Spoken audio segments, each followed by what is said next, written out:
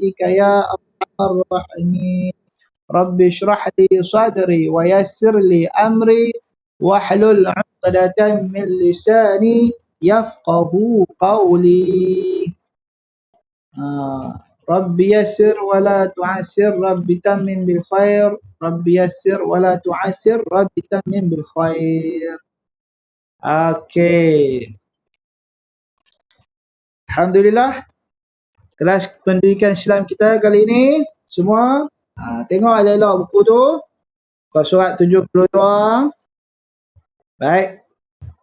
Kita tengok ni bidang akidah. Tengok situ, beriman kepada kitab. Beriman kepada kitab ni maksudnya kitab yang Allah turunkan kepada kita umat dari Nabi Adam sampailah Nabi Muhammad. Mengapa saya menjadikan Al-Quran sebagai kitab panduan hidup saya? Saya menjadikan Al-Quran sebagai kitab panduan kerana Al-Quran wahyu Allah Subhanahu Wa Taala yang mengandungi ajaran Islam. Al-Quran ialah kitab Allah yang terakhir dan satu-satunya kitab yang terpelihara daripada penyelewengan sehingga hari kiamat.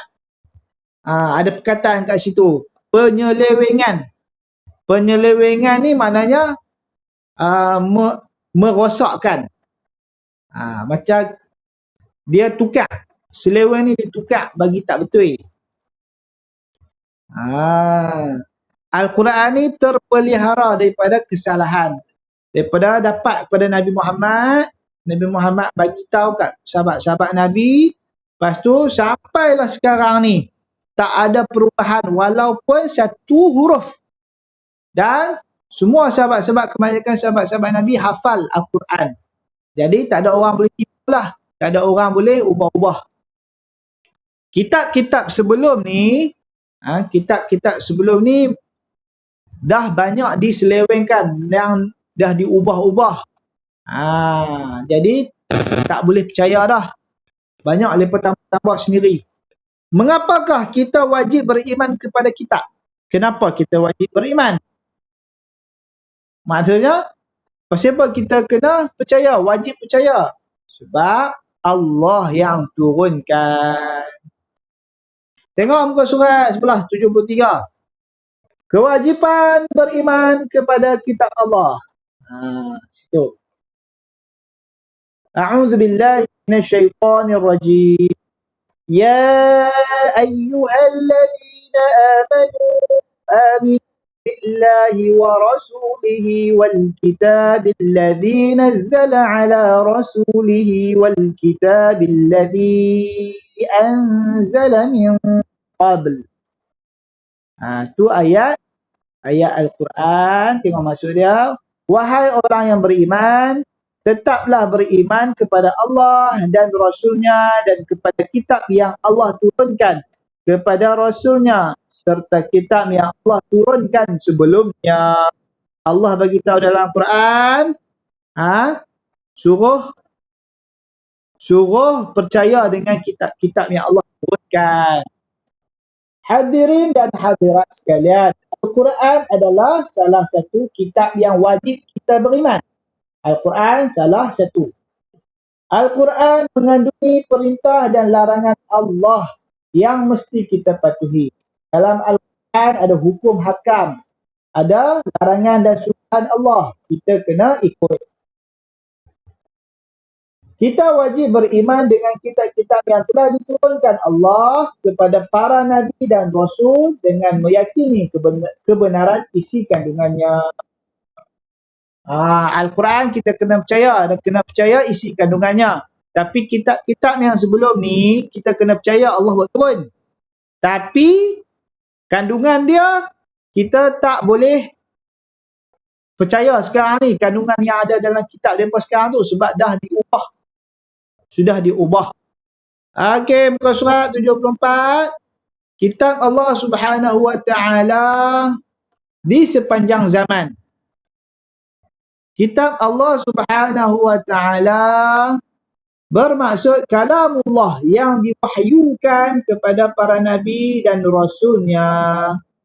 Kitab ini mengandungi syariat dan petunjuk, memimpin manusia ke jalan yang benar dan diredai Allah.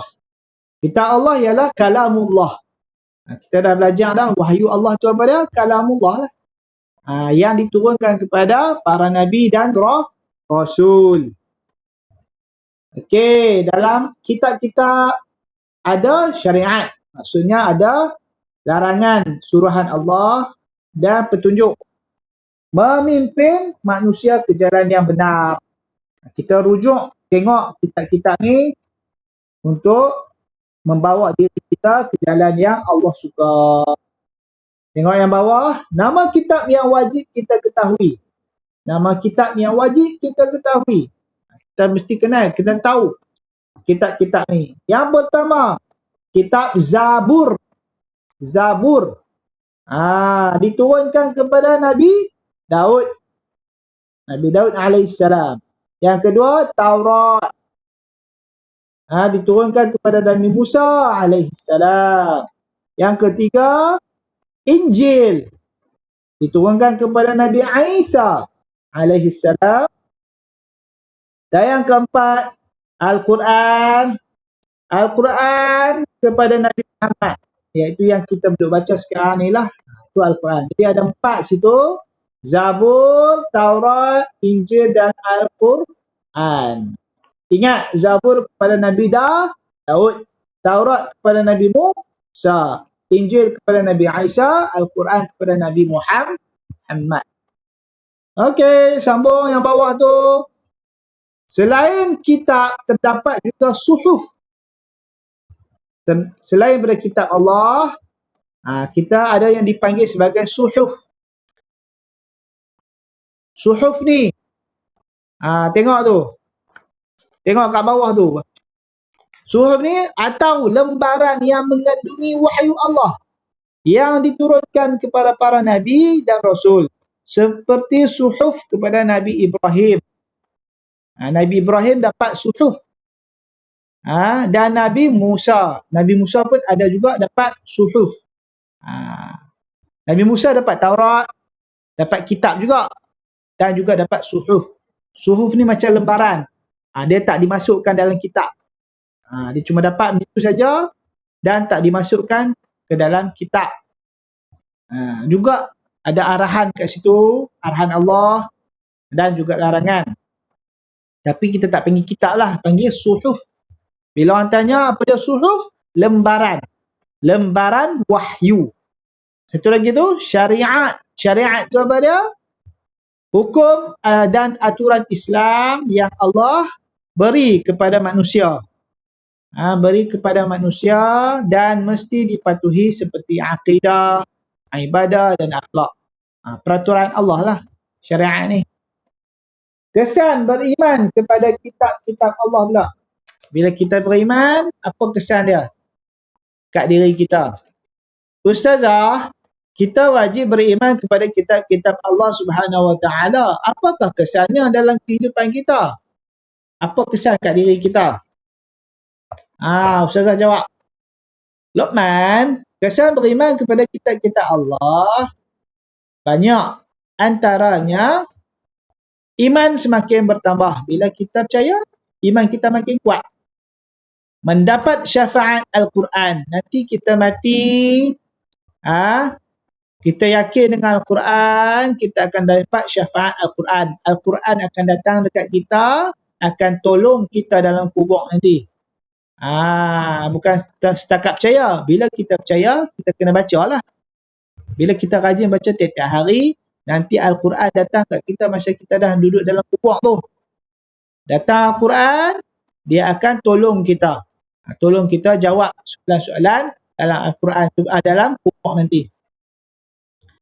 Hidup menjadi tenang dan teratur. Bila kita baca Al-Quran, kita yakin dengan Al-Quran, hidup akan jadi tenang. Siapa baca Al-Quran, dia rasa seronok. Masyarakat sejahtera. Bila semua baca, semua rasa selamat. Semua rasa tenang. Dikasihi Allah Subhanahu Wa Taala. Itu mesti dah. Siapa yang baca Quran kerap, Allah sayang dia. Bila sayang, Allah bagi masuk syurga je lah. Okey, bawah tu syafaat. Maksud dia pertolongan. Pertolongan. Syafaat Al-Quran, pertolongan Al-Quran. Kalau syafaat Nabi, Nabi tolong kita.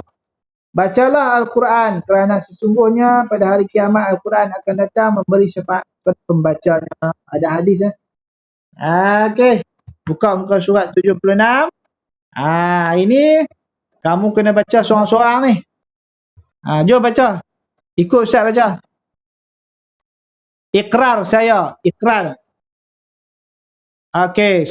Saya beriman kepada kitab-kitab Allah Subhanahu wa taala dan membuktikan keimanan saya melalui tindakan menunaikan solat 5 waktu, menjadi seorang yang amanah,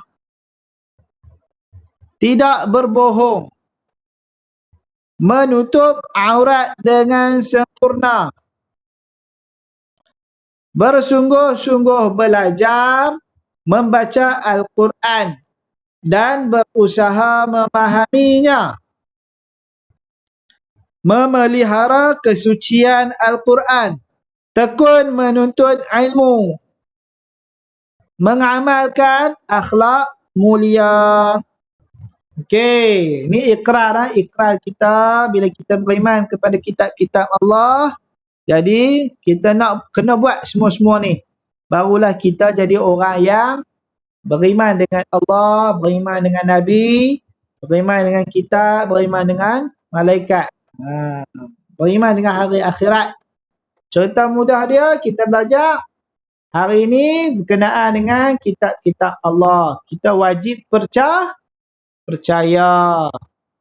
Wajib tak percaya tak jadi orang Islam lah. Kita tak percaya satu pun tak jadi orang Islam. Orang kata Taurat tu kitab Allah. Tak, Taurat tu kitab Allah apa? Siapa bagi entah tak kenal pun. Berdosa. Dan kita boleh terkeluar daripada Islam. Lepas tu dalam kitab-kitab ni ada ajaran syariat petunjuk daripada Allah. Jadi kitab-kitab tu ada berapa? Ada 4. Yang pertama kitab Zabur. Kitab Zabur diturunkan kepada Nabi Daud alaihi salam. Yang kedua kitab Taurat diturunkan kepada Nabi Musa alaihi salam.